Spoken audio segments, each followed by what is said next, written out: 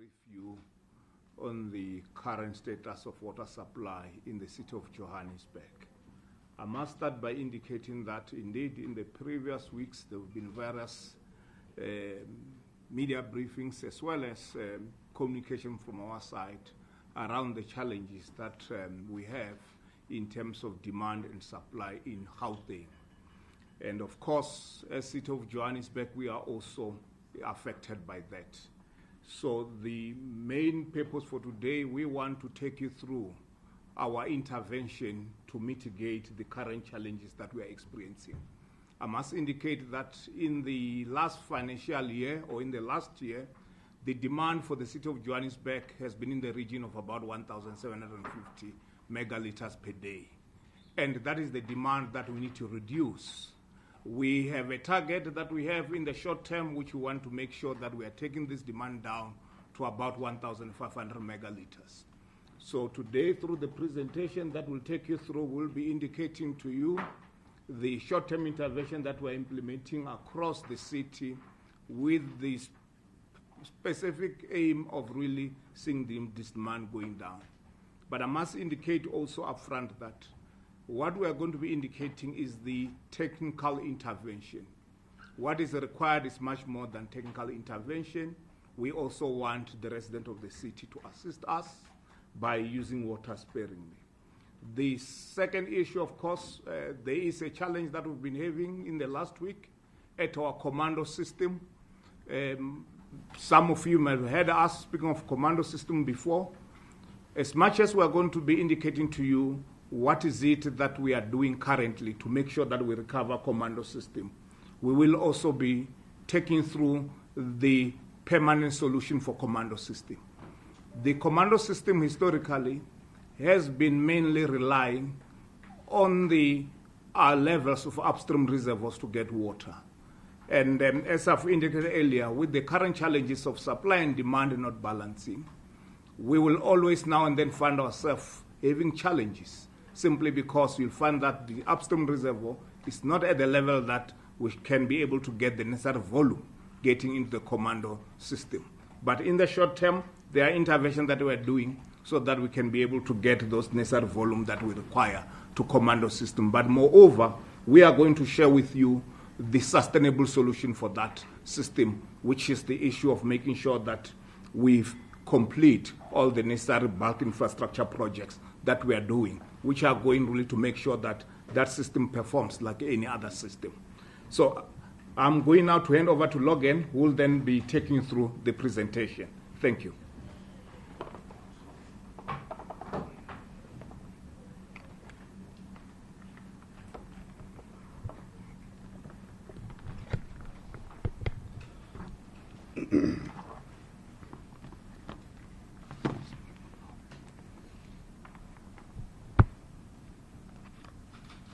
Thank you, MD, and good morning, colleagues.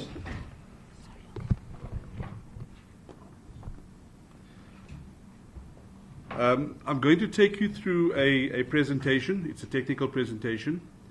In terms of our system, I will take you through and explain the overview of our supply system and our limitations, talk a little bit in terms of our bulk supplier and the supply that we get from them.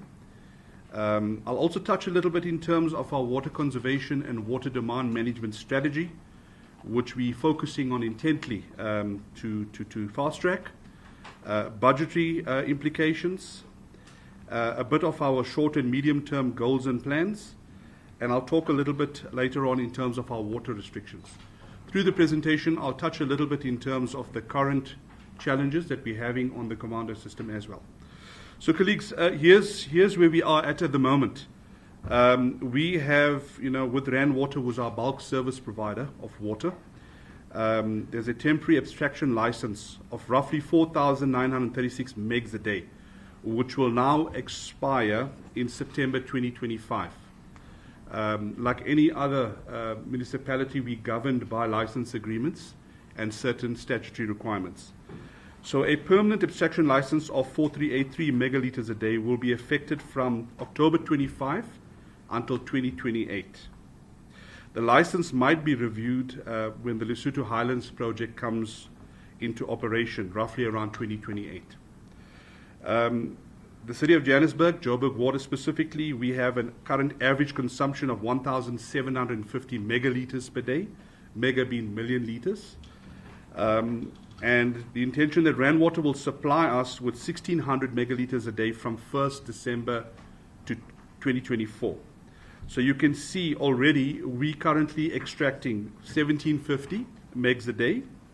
Rand Water will obviously, limit that to 1,600 megaliters per day from the 1st of December 2025. So there's a gap. There'll be a further reduction of supply down to 1,550 megaliters a day between February 25 and April 2025. Then gradually it will be reduced to 1,356 megaliters a day by September 2025. Now, in that very reduction of supply, in order to better manage systems, you will see that there is already a gap in terms of what we currently consume and where we need to be. Now, I will explain that in terms of the graph that's positioned on the slide. The pattern that you see is the flow profile. That means the consumption. And you can see it varies, but pretty much averaging around 1,750 megs per day. The green line below that is our temporary license. That is where we are now going to move into. And the red line below is the ultimate. So that's the permanent license agreement of 1356. So colleagues, in this particular graph, you can see where we are in the blue line, where we are aiming to be shortly, or we need to be in the green, and ultimately within the confines of the red. So there's a lot of work that needs to be done between the two, and I'll explain to you our mitigation plans to get to that. In terms of our interventions, we've stepped up our game. There's aggressive interventions that we've already started in place. Some of the initiatives are the permanent reduction of water supply to prepaid and deemed consumption areas. That's already in place. We do that typically by, throttling and closing of certain high demand areas within that area. There's also scheduled water restrictions, which we've started to implement as at 8 November 2024, which we've communicated quite extensively in terms of reducing the demand. In terms of our repairs and maintenance, we have a strategy that we've implemented to improve our turnaround times from 48 hours to 24 hours. Now, when you note that 48 hours, that's currently in terms of our service standard. But in the main, look, we operate slightly below that. It's not always that we go, within 48 hours or above that. There are certain cases, but in order to get to 24 hours to reduce our losses specifically and our turnaround times to improve, we are now in process of speeding up procurement contracts for repairs to pipelines, critical materials that we want to stock up in stores in addition to what we currently have. And then obviously there's a labor component. These are manned jobs, so we are looking at reallocating extra budget for overtime and so forth. And then there's supplementary services. We have steel pipelines in our system. Not all repairs are plastic pipes or HDP pipes or AC pipes for that matter. We're procuring additional welding services because in CBD specifically and parts of Old Rudaport, there's steel pipelines that are compromised. They require welding and fabrication. In addition to that, we are procuring additional 10 TLBs. TLBs are essentially what we use to excavate to get to a pipe. Those are the yellow machine that one sees along the roadsides. So we're improving the capacity of our machinery to support our teams as well in terms of our turnaround. And then what we call is improving our first line response teams. We have certain functions within our networks depots where we're aiming, and we currently are in that process. We started a while back where we want to isolate bursts to save water, at least within the first hour or so. If we can isolate most or every burst within the hour, we curb that water lost through the burst. Other interventions, we're intensifying our level 3 disconnections in prepayment areas and banned and hijacked buildings in the CBD. I'll touch a little later in terms of statistics on this particular one, as well as informal areas. You would have noticed a few weeks ago we attempted to cut off some illegal connections in the Deep South region, and we were faced with some challenges. We're reorganizing to go back in such areas so that we can better manage our systems. PRVs, we intensify maintenance work on our PRVs. PRVs are pressure reducing valves. We use pressure reducing valves to lower system pressures. When you lower system pressures, you do not feed losses through the leaks of the pipelines, and you reduce the risk of bursts. So far, we've completed 204 PRVs out of a total of 685 in terms of repairs and maintenance and dropping system pressures. That helps us a lot in terms of curbing our losses and specifically, minimum night flows in certain areas. We also have gone, a lot into our smart technology arena, where we're accelerating the installation of smart pressure controllers on high demand pressure reducing valves. Smart technology is currently, being implemented in our systems. We got to work smart nowadays with the technology that we have. Similarly, we're also using smart technology in advanced leak detection. We have procured, about 200 what we call noise loggers. These are embedded sensors that have smart technology that are installed on pipelines, and they give us the ability to detect non-visible leaks or underground leaks, which we will schedule for repairs. And then obviously, we are in level 1 water restrictions and that associated level 1 water tariffs, which are implemented as at 1st December 2024. In terms of our water demand management strategy, colleagues, it's a multi-pronged approach. There's no one glove that fits all. It consists of various interventions, repairs to leaking reservoirs and towers, replacement of bulk zonal meters. We need meters to better manage our system so we can see where we have increasing consumption or where we are doing well so we can meter the actual gains. Active and passive leak detection.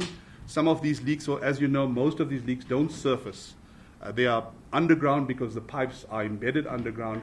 We use sophisticated leak detection equipment to detect these leaks, so we're accelerating that. Pressure management is part of it. Also accelerating retrofitting and removal of wasteful devices. Where we go on property, we've started a lot in the southern areas, in Soweto. We're currently doing initiatives in the north, in Alex, where we're going onto properties and fixing leaking plumbing fittings and taps and flush masters and toilet fittings that do leak and bypass as a means to reduce wastage. Bylaw enforcement, we are focusing heavily on, currently we've partnered with our JMPD and SAPS, together supported by internal security resources, to carry out these removal of illegal connections and ensuring that bylaw enforcement and the bylaws are respected and enforced. Replacement of pipes and large diameter valves is part of that initiative, as well as customer meter replacement. Look, colleagues, all of these strategies are quite complex. They're quite involved. It's a multi-pronged approach. These are developed through tried and tested methods over the years in industry, and we believe that through these technical interventions, we can reduce the demand by 37,123 megaliters per annum. That is quite a large portion that we can reduce demand, provided we are adequately resourced for these projects. Furthermore, we have focused heavily on our top 30 bulk supply meters. These are meters that we draw water via Rand Water. They account for 97% of the total extraction from the Rand Water system, so it's quite a large portion. What we've currently intensified is increasing the restriction on these high demand top 30 meters. Together with that, we also throttle supplies and manage them a bit better. You'll see, doing night closures and throttling of high demand areas as a means to reduce minimum night flows, so inadvertently reducing our system losses and better capacitating our reservoir systems. Together with that, we're targeting, heavily on bylaw enforcement. We're doing a lot of disconnections, a lot of credit control interventions, as well as removal of illegal connections into our system, all which draw our system's capacity down in a negative manner. There's obviously enhanced customer service engagements in terms of comms and stakeholder. That's ongoing. Although there's room for improvement, our colleagues focus a lot into these initiatives to better educate people, to inform them, to keep them up to speed in terms of what we are doing as a utility.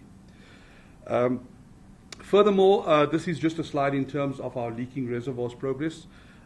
We have identified 22 reservoirs in our fleet of reservoirs that are leaking, over and above the acceptable leakage rate for these structures. And this table indicates the various stages in which these reservoirs are in progress. You'll see I've highlighted the Hursthill Reservoir, specifically because the Hursthill Reservoir sits within the Commando system. And as you can see, we are committed to ensuring that the Commando system is upgraded to an acceptable level so we have minimal interruptions. And the Hursthill 2 Reservoir sits in that zone, and it's targeted for the designs and the refurbishment of reservoirs. So all those reservoirs that we see amount to 22. They're in various details in terms of design, detailed design reports, preliminaries, and allocation to consultants and service providers. In a nutshell, we intend to start early next year, which is Q1, with the refurbishment of some of these sites. We must appreciate that these are large structures, and they do not get repaired in a week or two. Some of these projects take up to a year, maybe even longer, depending on the severity and the extent in which repairs need to be done. But safe to say, we have started with that process. In terms of pressure management, remember I mentioned pressure reducing valves. We rely a lot on our pressure reducing valves to reduce system pressures. By reducing system pressures, we reduce our losses through leaks and compromised pipelines. We also are able to better manage our system and reduce the loss due to bursts that might occur. Currently, we're on track. Out of the 685 pressure reducing valves in our system, about 203 of them that have been refurbished and set low. We intend to do roughly about 80% of the total fleet of PRVs by the end of December. There are challenges. These devices have brass and copper fittings. They are susceptible to vandalism and theft. That is why you would see that some of these are inoperational to some extent because of theft and vandalism, which we are trying to curb by better reinforcing our chambers. Advanced pressure management, that talks to the minimum night flow reduction, and I spoke of smart technology, which we are employing in the form of smart controllers. These smart controllers are intelligent devices that are bolted onto the pressure reducing valves. They reduce pressures at night when your system pressures and losses are the highest, and we've started that process. In the last financial year, we've installed 25. We're currently in process of installing another 45, and there's provision to do a bit more in the coming months in our system. In terms of leak detection, we use smart technology yet again, advanced leak detection equipment to go and detect these leaks and repair them. Some statistics in the 23-24 financial year, about 12,100 kilometers of pipeline were surveyed, and 2,396 burst pipes, 6,727 leaking meters, and roughly 442 leaking valves and 259 leaking hydrants have been found to be leaking or compromised, and they have been reported and repaired in the main. So this intervention of leak detection is quite useful because it has saved us roughly, roughly 9,457 megaliters per annum. Now that equates, to layman's terms, roughly 25 megaliters per day, 25 million liters a day through these type of interventions. So it's quite a sizable portion that we can save using this technology. Passive leak detection, similarly, like I said, the noise loggers we've now procured. We intend to install the initial 125 noise loggers by the 28th of February. We've received delivery of that. We started process in place to start installing them in critical points. These are smart technology equipment that are able to detect leaks that we will not see with our human eye, so we can schedule the repairs and maintenance of those leaking pipelines and network. Bylaw enforcement, like I said, we're focusing a lot in bylaw enforcement. There's got to be a respect for bylaws, and with the respect of bylaws comes the enforcement. We've partnered with JMPD and SABC on various initiatives. Some statistics, last week alone, we disconnected 12 hijacked or bad buildings in the CBD. This week alone, we've disconnected 8 hijacked buildings or bad buildings in the CBD. And these are all buildings that have been taken over, invaded, or left in a terrible state where there's leaks and bursts and wastage and there's no accountability. We've stepped in, enforced the bylaws, cut off, and we continue to do that on a week-to-week basis. Also, I mentioned the disconnection of illegal connections. We are going back into those areas, refocusing our resources. We are planning an operation on a prepayment area in the south. I'm not going to mention the name, but we will be coming into the southern area to disconnect.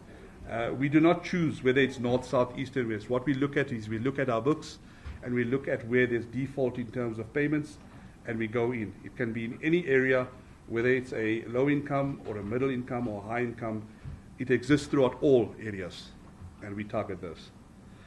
In terms of the Commando system, colleagues, I think this is the current challenge that we are facing with the Commando system. I just want to give an overview. The Commando system was, yes, we do understand there's been ever so often interruptions on the Commando system. That's something that we are all aware of, and there's plans in place, which I will explain on the preceding slides, which consists of short and medium-term plans. But roughly, this issue that we currently sit with the Commando system, namely the Hurstchill, Brixton, and Crosby reservoir zones, it started roughly around the 17th of November. Our sister utility, City Power, had to do some much-needed maintenance work at the electrical substation at Eikenhof. This is much-needed maintenance. If maintenance is not done, and we don't allow the engineers space to do maintenance, the reliability of the equipment becomes minimal, and that is when we have more frequent failures. So they were afforded the opportunity to do the much-needed maintenance work on the Eikenhof, City Power Eikenhof substation. And in that process, on the 17th, it impacted Rand Water's Eikenhof pumping station, because Rand Water's Eikenhof pumping stations draws electricity from City Power's Eikenhof substation. Since then, we noticed that our systems on the Joburg water side, as well as the Rand Water side, were impacted quite negatively. The Commando system was the most impacted because it's the most sensitive. There were other systems that were impacted, roughly your Randburg-Roodepoort systems and your Soweto systems, and some of our central region systems. But the Commando system, being the most, or one of the most sensitive, was impacted the most and takes a long time to recover. We instituted various interventions in place. Some of them included throttling and closures of high demand areas, night closures of reservoirs, but you would notice that the recovery has been slow. One of the reasons recovery is slow on this system, demand has been high, and notably so, we must appreciate that the weather conditions have been quite hot. That has contributed to the system taking slow to recover. However, we've reconfigured our systems, both from the Joburg water side and from the bulk supply side, which is starting to show positive results. I can report back that over the last day and a half, we're seeing an upward trajectory in terms of the signs of recovery on our Hurstchill system specifically. And we are of the view, if these conditions are maintained, if the system is going in the right direction and maintained, we believe normal operation within the next 2-3 days in the affected areas. The affected areas in the Commando system are mainly Melville, Coronationville, Emerentia, Westbury, and to a portion Claremont. We have provided with water tankers, and currently as we speak, we are improving the footprint of water tankers into these areas. Our short-term plans include night closures, throttling of high demand areas, and our water conservation, water demand strategy plan, which I've alluded to. Our medium to long-term plans is infrastructure upgrades, which I will talk to in the next 2 slides. Now, colleagues, we can see over the next 2 slides, which I will demonstrate, there's a lot of investment and infrastructure upgrades that we've put into the Commando system specifically. We've communicated this quite extensively, and we will communicate this going forward more extensively as well. One of the main flagship projects is at the Crosby pump station, which is the pump station upgrade, which is commenced, the rising main and the Rand Water supply line upgrade to feed this particular system. There's also, you can see the scope, it's quite involved. It involves standby generator, it involves electrical upgrades, it involves mechanical upgrades in the pump station, pipeline upgrades, and associated ancillaries in terms of valves, etc. You can see in terms of the financial years, it's spread over the 24, 25, 25, 26, over an 18-month duration. It's quite a hefty investment of 305 million into this project. And some of these items are at procurement stages, some of them have partly commenced. But in the main, the tender has closed on the 4th. It's being evaluated. That's for the main scope of works. And the scope has been consolidated into one major project. We intend to commence around February 2025, which is, quarter 3 for us in our financial years, and move, over a period of 18 months to complete the scope of this project. Similarly, we have major investment on the Brixton side. We've obviously have the reservoir tower and pump station, including some reconfiguration work of mechanical and electrical ancillaries at the Crosby pump station.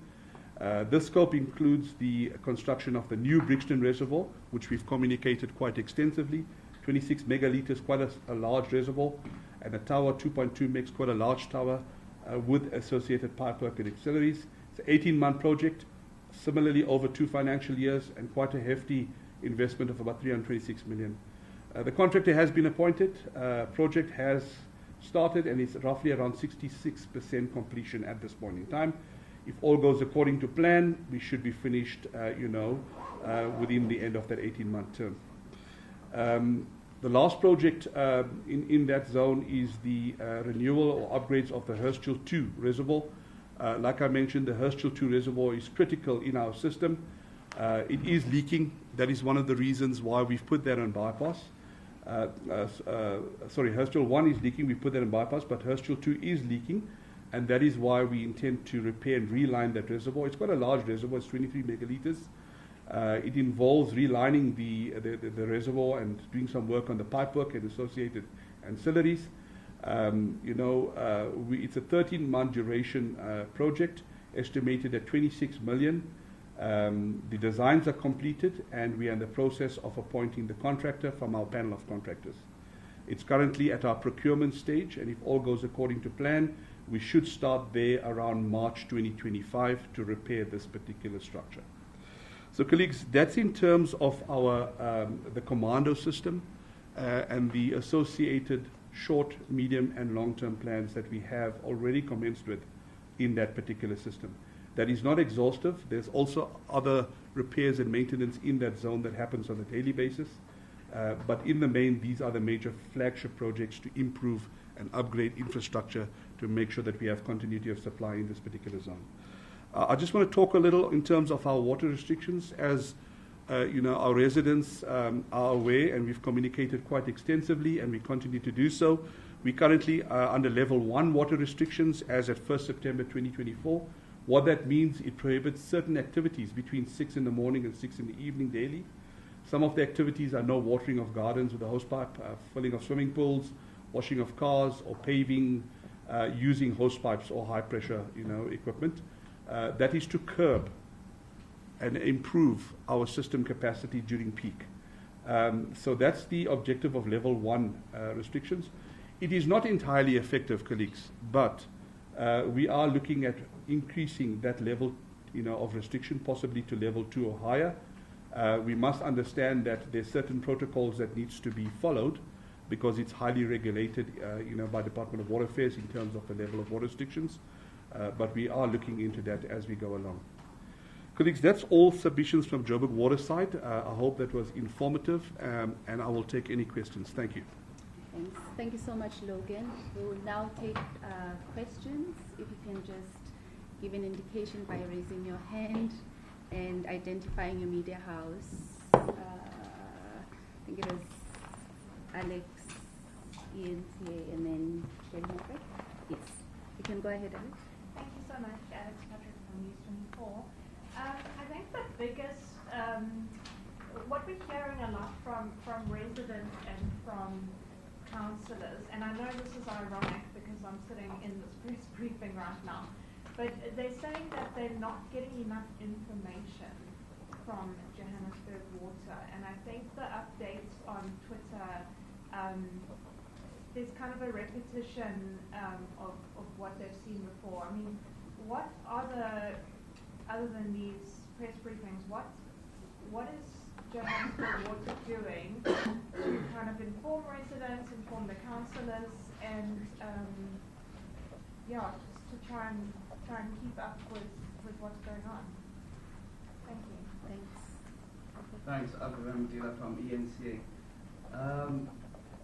Just on the suggestions of decreasing the water supply by 200 megalitres, I understand, from December to September, they said that's the expected decrease.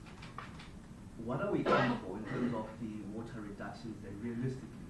What does level 2 entail, and what level, what can we expect in terms of the water reductions?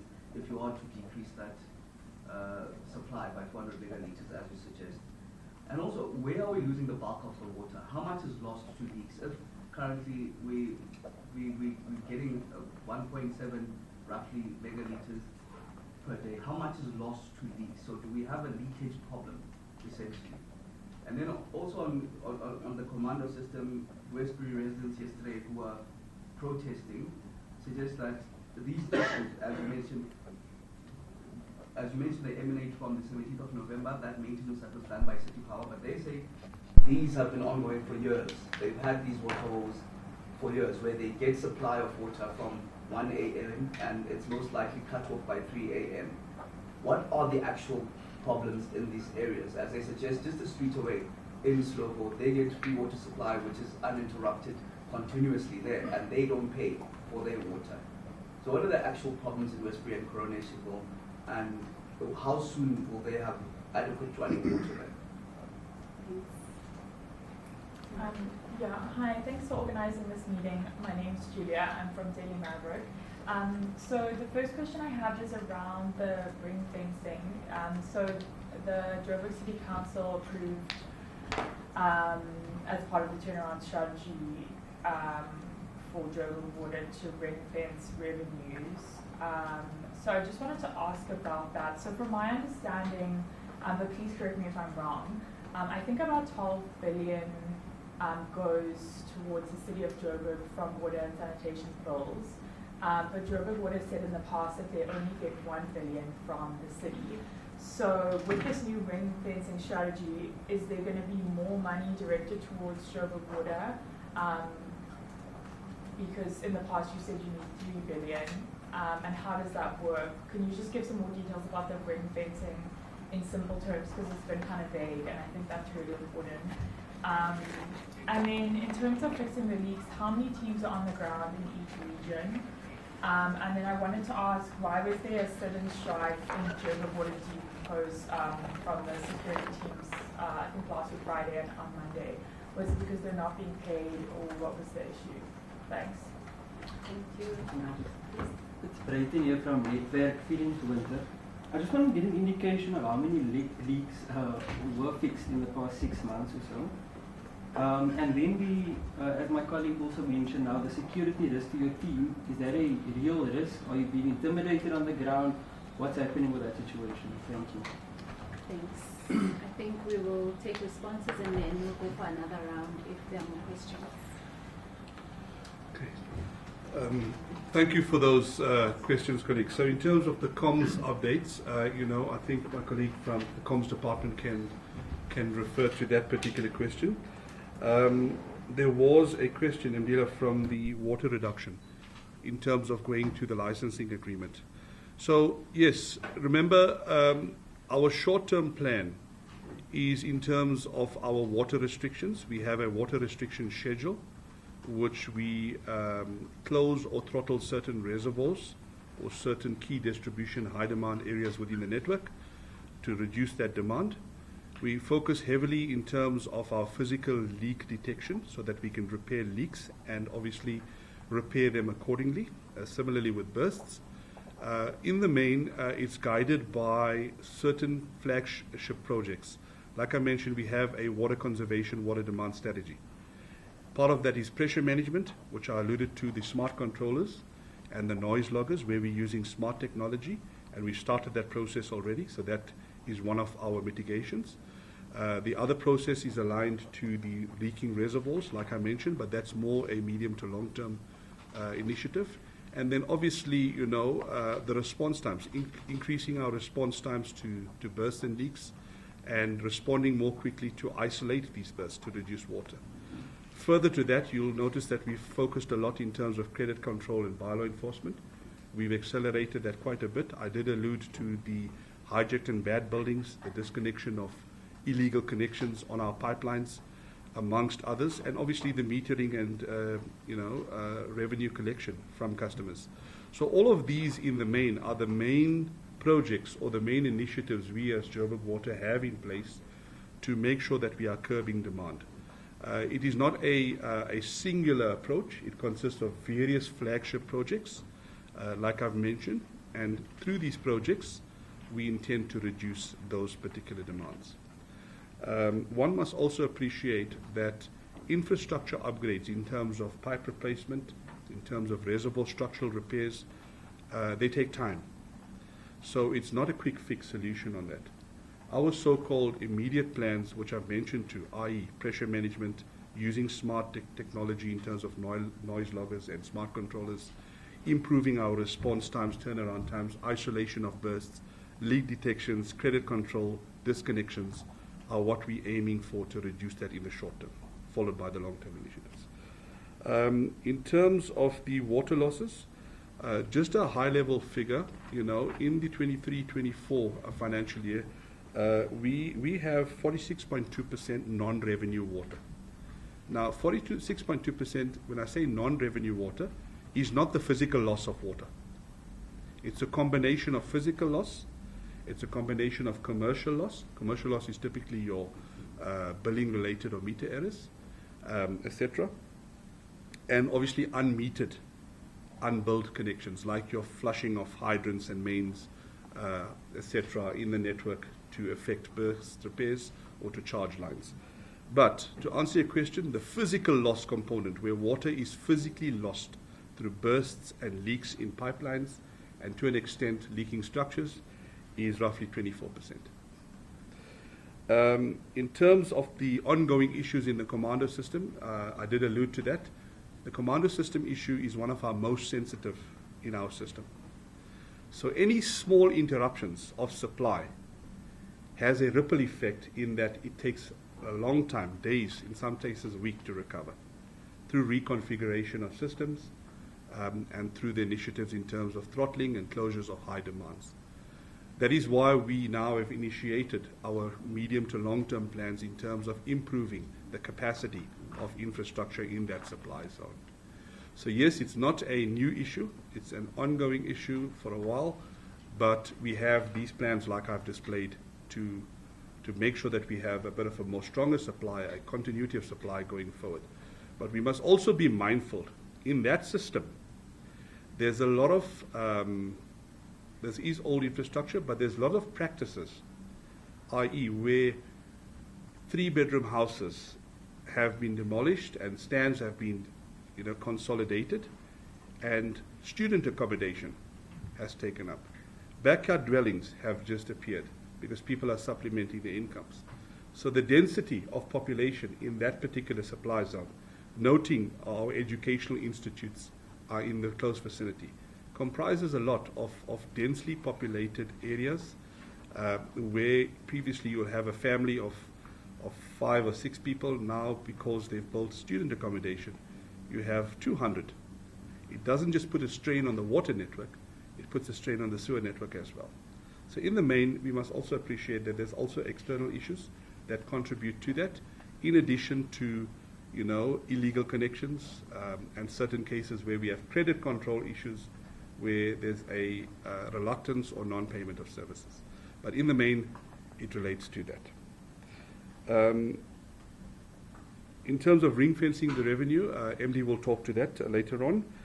In terms of fixing leaks, yes, we have 6 operational regions within Johannesburg Water. They vary from north, south, east, and west. They are physical depots that are resourced with human resources as well as plant and machinery. We have dedicated water teams, that means teams that fix bursts and leaks. They are also supported by specialist teams like fitters and welders and electricians that support them in terms of the electromechanical repairs or the valve maintenance and repairs. There's a large complements. There's in excess, if you look at just water teams, we're looking at in excess of about 30 teams in some cases 40 teams minimum that we have, because some of them are multi-skilled teams that don't just fix, they also do meters and connections. They also assist with isolation and they do repairs. So we have quite a large number of repair teams. The challenge we sit is you can't have everyone on duty at once. You need to obviously schedule your operations and plan your work, and that is what we started to do to capacitate us a bit more going forward. In terms of the security strike, I think the MD can talk about that as well. And there was, Brayton, you had a question, how many leaks we've repaired in the last 3 months? Look, on an average, I think you caught me off guard, so I can't go into the system now and give you an exact figure. But on an average, in terms of burst repairs and leaks repairs, we're looking at an average of about 2,000 to 2,200 on an average, right, per month. That's a combination of major bursts on pipelines, a combination of minor bursts, as well as leaking valves and connections that we fix. So remember, we have a very large water network, one of the largest. We've got about probably over 12,000 kilometers of water pipeline. And we've got quite a fleet of reservoirs and pump stations as well added to that. So, and we must be considered that the aged infrastructure in the form of AC pipes and steel pipes is also needs to be replaced as well. That contributes to it. Thank you. Can I take Alex's question? Because you mentioned besides this platform and besides our social media platforms, particularly for councillors. So as Logan mentioned, we have regionalized WhatsApp groups for councillors. And this week on Tuesday, before this briefing with the media, councillors were briefed by Logan and his team on the current problem. So we also have regular councillor forums, and during crisis, we have, as and when required, councillor engagements where they engage with Johannesburg water leadership. So there is that process as well with councillors as part of our stakeholder engagement. And councillors also have access to our depot managers and have access to stakeholder relations specialists as well. Thanks. Any other questions? Okay, yeah. So, oh, sorry. I'm sorry. there are a few questions that I just need to add and also cover the question on trading services. Maybe to add also on this question that Nombuso was answering, there is a drive that we are even doing for MMC where we are having a meeting with councillors. We started having a meeting with all the councillors for Soweto, where in that meeting, of course, we're taking them through the whole issue of water conservation, water demand management, because the idea also is for councillors to assist us in mobilizing communities through really the response that we want COM to help us with. You'll recall that we always say this type of challenge that we have, as much as there are work that we need to do from the infrastructure point of view, we can't solve it only through the infrastructure. It requires also the aspects of water conservation, which then requires the community. Above that, there are issues around the stakeholder engagement, which will be happening. It's a meeting that's even being arranged with the business chamber and so on. So there will be a series of stakeholder engagement that will be happening, which some of them will be driven by MMC. Just to add also on the issue around, reduction in demand, to say, what does it mean? What are we in for? Of course, our main priority is really to make sure that through technical intervention, through water conservation, we are able really to get to the levels that we are aiming. And the first one being 1,500. We need to be making sure that we are getting to 1,500 from January to June. So that's our immediate goal that we have. And we want to make sure that we get through that, mainly through those two initiatives that I've spoken about. So the issue of the level of restriction increasing, it will only come in if, of course, we are not seeing the results that we expect from the in technical as well as the water conservation initiatives as it stands. I must indicate that as part probably of the progress that we must share with you, we assess this thing on weekly basis to say, are we seeing results based on what we are doing? I must say we've seen some indicative that we are going on the right path. Of course, we just need to make sure that we are doing much more. You'll have noticed that in the presentation, we said that our demand in the last financial year has been in the region of 1,750 megaliters per day. The last 3 weeks, I don't know if maybe you noticed on the graph, the last 3 weeks have been seeing a demand of about 1,600. In fact, there are other week where it was even below 1,600, but average, call it 1,600. So it is 1,600 because, of course, these initiatives that are being implemented. But we need to do much more so that we sustain that 1,600 into December. And then ultimately, when we go into January, we need to be working on making sure that we are taking that demand down to 1,500. That's our main goal, so that we can be able to have a proper response through the current initiative. And of course, if the current initiative will get to a point where we're not satisfied with the results, that's when the issue of the increasing the level of restriction will come in. And as Logan indicated, there are protocols for that, where it will have to go through certain governance processes. Maybe before I get to the trading services, let me just add also on the issue of Commando. You're quite right. Commando system have been experiencing challenges for a few years now. And that's precisely the reason why the City of Johannesburg is going to invest almost R1 billion in that area only. R1 billion of the projects that Logan presented. The reason being, it's a weaknesses on the current bulk infrastructure. It's not able to function the way it used to. For a simple reason, right now when the demand and supply is a challenge, basically when the demand is stripping supply, you end up with the reservoirs upstream being lower rather than that being, in terms of the level, being at the normal operating level. When the reservoirs are at normal operating level, you are able to push enough water, you're able to pressurize all the line and have the sufficient volume that you require. Right now, after the maintenance that Logan spoken about, on the 17th, the reservoirs upstream, even from the bulk supplier, of course because of the demand and so on, they've been struggling to get to the sufficient level. And when they're not getting sufficient level, we're not able to get the volume through, because that line really, there's no pump station, it's just rely on gravity based on the level of the reservoir. So hence we have to do those investments to say, even when the levels of reservoirs overall are low, that system should be able to get water like any other system that gets water in the city. And it will be able to get water through because we'll be above the issue of the bulk line that we are going to construct. We are going to construct even a pump station, where Hastile now, the water that gets to Hastile will get through the pump station, will be pumping, rather than relying on gravity feed. So those are some of the changes that will need to happen, but changes through the investment that we need to do to make sure that that system operates better. So on the issue of trading services, this is now the ring fencing of the water revenue. I must start by indicating that you may be aware that municipalities in the main get their sources of income, or have 4 sources of income: water, electricity, solid waste, as well as the rates.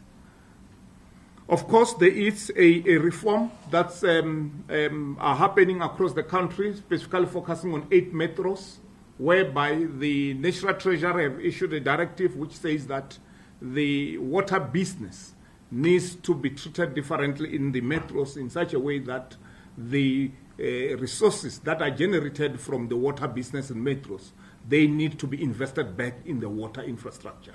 Whereas historically, the resources that come from water, of course, they go into the general accounts that are utilized for all various businesses of the municipality. So going forward, the resources that are generated from the sales of water services, they are going to be ring-fenced with the aim of that a good portion of it gets invested back into water.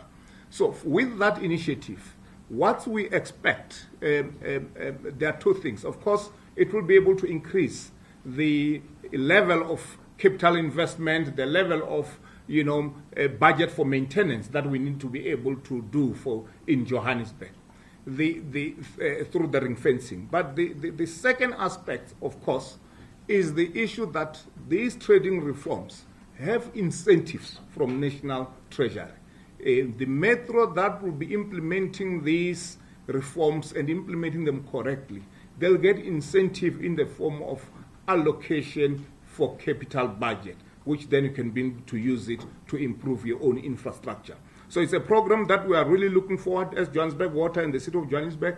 As you said, we submitted our a business plan that was approved by council in it was June, July, and that business plan has been approved, or the turnaround plan has been approved by National Treasury. And now we are into the next stage where we are waiting for feedback around the investment plan which we have submitted, because part of it, because it's got various elements, part of it is that the metros, we need to invest in water infrastructure, invest correctly. For the City of Johannesburg, the example that I can give you, the aim of that turnaround plan is that we need to be able to move within the next 2 years or so from a level of about 1 billion rand in terms of capital investment to a level of about 3 billion rand, because that's what's required in order for us to be able to make sure that the infrastructure is performing and performing correctly. The question around the security strike. Sorry, just real quick though. So how much money does just wood and sanitation like give to the city? So how much money specifically now will be renting for Joburg border? Do you know that figure? So we are an 18 billion rand business, roughly 18 billion rand business in terms of revenue. Joburg Water, 18 billion rand business in terms of revenue. We post surpluses of about 1.3 billion or so, 1.3, 1.4 billion per annum surpluses. But as I said, currently the arrangements that have been there historically is not necessarily for full ring fencing. The full ring fencing is only what's going to happen going forward. Which that full ring fencing, of course, it doesn't necessarily mean that, of course, every rand will have to come back to Joburg Water. There will need to be rules, because at the end of the day, there will need to be a system like, for instance, whereby there are clear dividends that are expected by shareholder to say, shareholder may say that Johannesburg Water, we expect you to give us, say, 500 million rand a year. The rest needs to be invested back. So that's the advantage that we'll be bringing, to say the resources that come from water, they won't necessarily be going into a general account for everything else that happens in a metro. It will be ring-fenced, but for us that are an entity, of course, there needs to be an agreement around what form of dividend the shareholder will require. For of course, as I indicated earlier, there are 4 streams that make sure that municipality function. And as you know, municipality's duty is much more than the 4 function. So moving into the issue of the strike, indeed, we had an unfortunate situation last week, Thursday, up to the issue was resolved on Monday. This issue was involving the workforce or staff of our service provider that provides security services to all our facilities. They went in an industrial action, and the issue was dealt with. We dealt with the service provider. As you know, the staff don't necessarily belong to Johannesburg Water. As much as the issue was resolved on Monday, it's an issue that we're still looking at, because we need to make sure that we don't have this kind of incident in future. As you may appreciate, the type of business that we do, we can afford at all issues of security getting compromised, especially security to our facility. So we're still looking at the matter, and I'm sure within the next few weeks we should be able to conclude it properly. Thanks. There was another hand. Follow up from Alex. Okay, please go ahead. Hi, sorry, my name is Guna Maswala from the service. I just wanted to ask in regards to the fixing situation, especially the fixing of leaks and as well as the reservoir that I understand that is also currently under refurbishment. Is it not a matter that the Joburg Water should have predicted, especially in a situation where Gauteng is considered a multi-factored economy where people are always flooding into? So is it not a matter that the Joburg Water should have prepared for the densely populated areas that might come up with illegal connections, the multitude of people who will be needing water? So is it not a matter that maybe Joburg Water was not prepared for the capacity of new people coming into the city? The other question is also on the infrastructure as well itself. Is it also not a matter that even with these ones that you guys are fixing, are they actual projects that are starting from the ground up? that can assist in the future, that we do not have to come again and face a similar situation again where we're saying, no, we're fixing a reservoir once again in 5 more years. Okay, thanks. Thank you.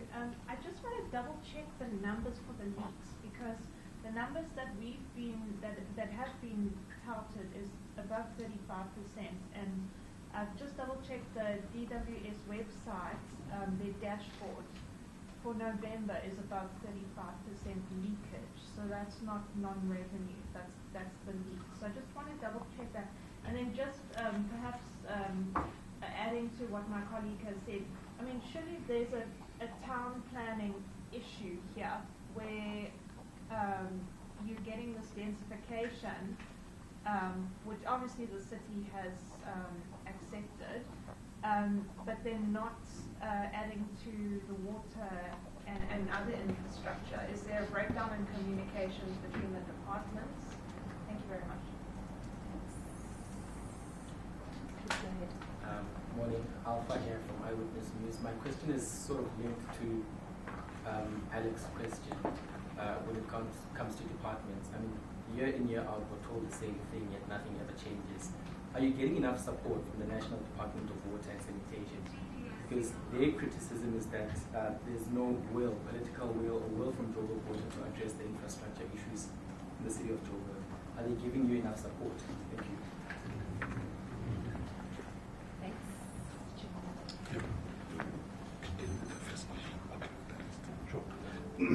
So, colleagues, in terms of the fixing of leaks and the reservoir repairs, look. Sorry, look.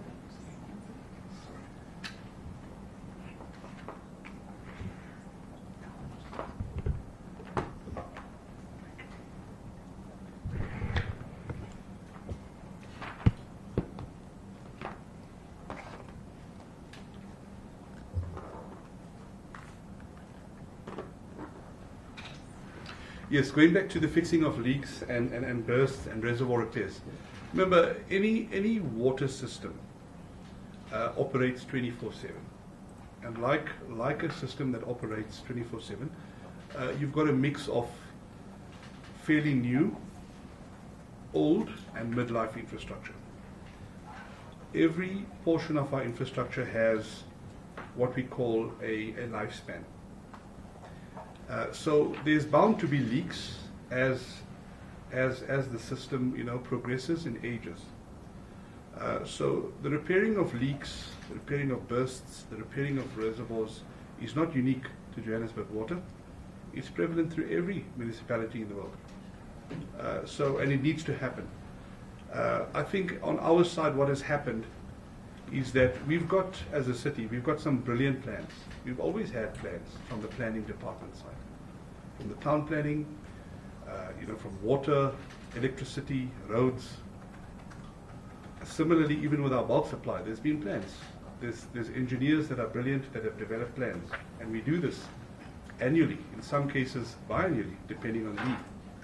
The problem we sit with is resourcing those plans to get them to be constructed and to get them to be realized.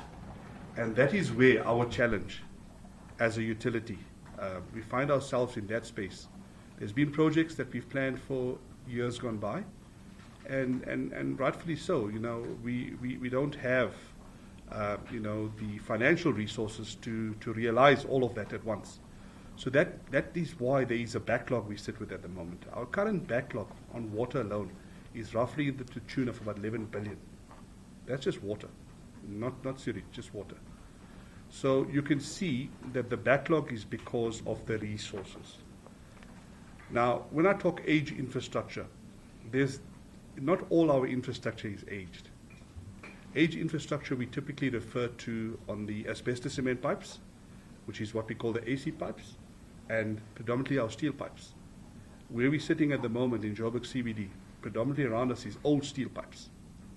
When you go to the southern areas, you go to Randburg, parts of Midrand, etc., and parts of Old Sandton, AC pipes. It's not in the majority of over the 12,000. It's roughly, in the region of under 10%.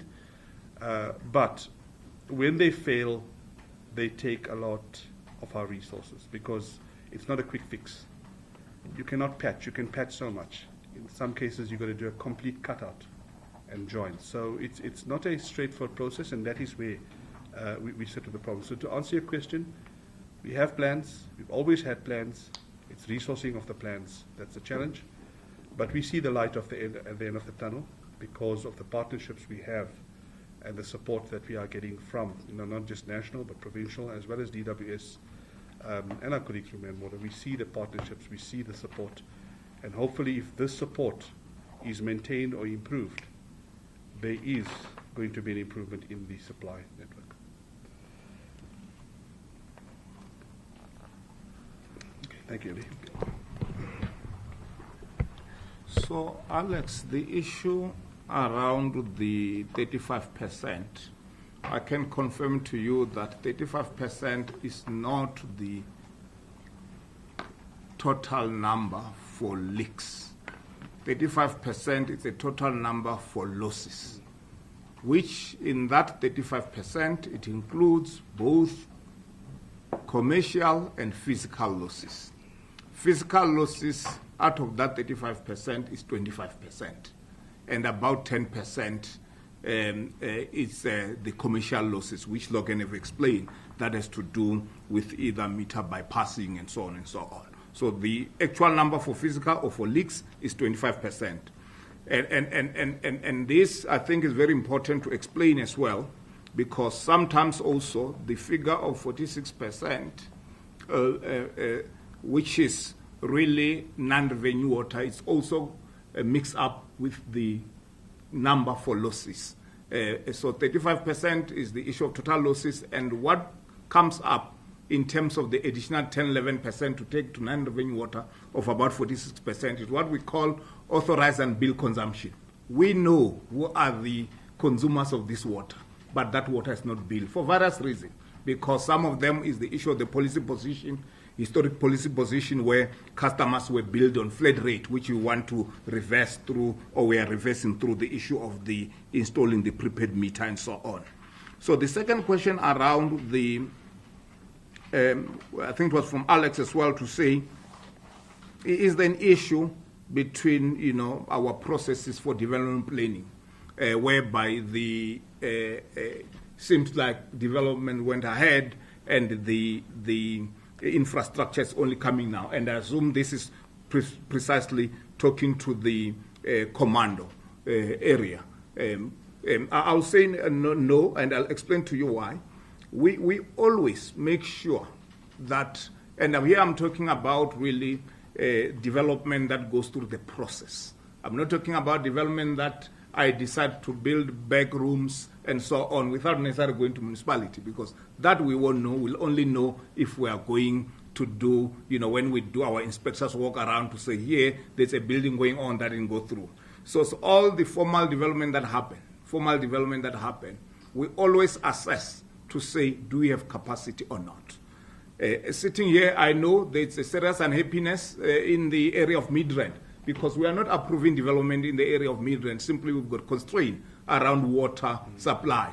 We're not approving development in the area, just the western part of the city, where Commando supply, because we know we've got constraint around the water supply. So we always assess every time before we approve development to make sure that are we going to be able to cover that development.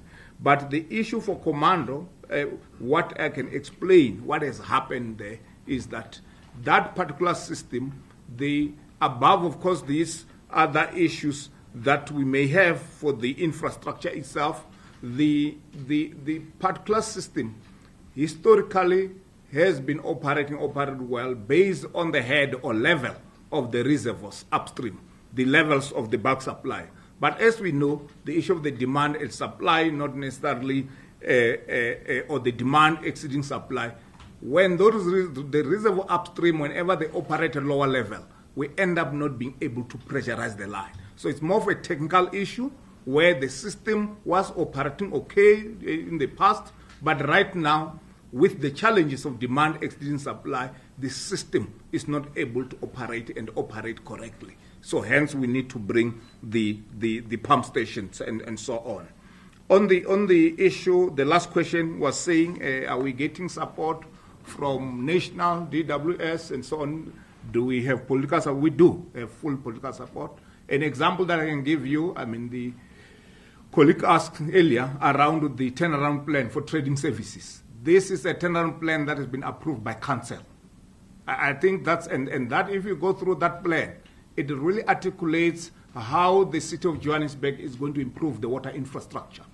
And that, I think, it's a very good support, because it's really going to take us forward in terms of making sure that all the necessary and required investment in this water infrastructure, they start flowing in. And just to add in my response around the support, I'm sure you may have heard that there are also ongoing meetings that happen within ourselves, national and province. And these are meetings that are happening almost on a weekly basis, where we engage around these challenges that we are having in Gauteng, and all of us agreeing in terms of what do we need to do from various metros and municipalities. So there is clear support around this in all spheres of government, and we are all working together. Thanks. I think there was one question that we didn't answer around the number of teams. I think okay, yeah, sure. I don't know if Alex, you would want my colleague Bongosi to just touch on the councillor engagement as well, or if you're satisfied with the answer he gave, because he's directly responsible for convening and communicating with councillors and communities. I'm satisfied with your answer. I think that there's like a kind of blame game that, kind of goes on where there's just so much pressure from the residents, and residents are just, I think they just want that answer, like, when is the water coming back on it? And you just can't answer that question. And understandably, I mean, you don't know. So, but I think you have answered that question. Okay. Thank you so much. And maybe if I can just add on that point, Alex, I think one of the things that we try really to communicate it, and maybe we need to do much more, because I think with the experience that we went through with electricity challenges, sometimes residents think that with water you can have a very clear, precise communication like what you have with electricity. We're going to switch you off now at 10, we'll switch you back at 12. Unfortunately, with water, it doesn't work that way. There are many variables for a system to be able to come back. Hence, at some point you'll find that residents may think we are keeping on communicating same thing. It's because the information hasn't changed or the system hasn't changed. We are either working on bringing additional measure so that we can be able to see that change that we require. And once we bring those additional measures, we need to wait first. We can't say reconfigure the system now and expect that it will give. If we reconfigure now, we expect results tomorrow.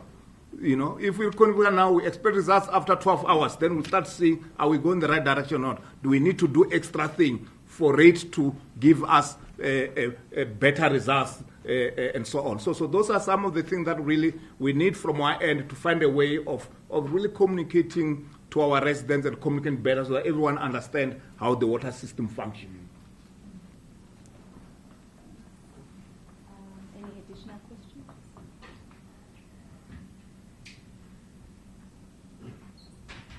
Okay, I take it everyone is fine. We will share the presentation that was done by Logan. Molazi will share it. And then we'll, of course, continue to communicate any new developments regarding Westbury and the affected areas. Thank you very much for joining us. And we may convene another media briefing in the coming weeks just to update you on how our system is recovering. Thank you very much. Thank you.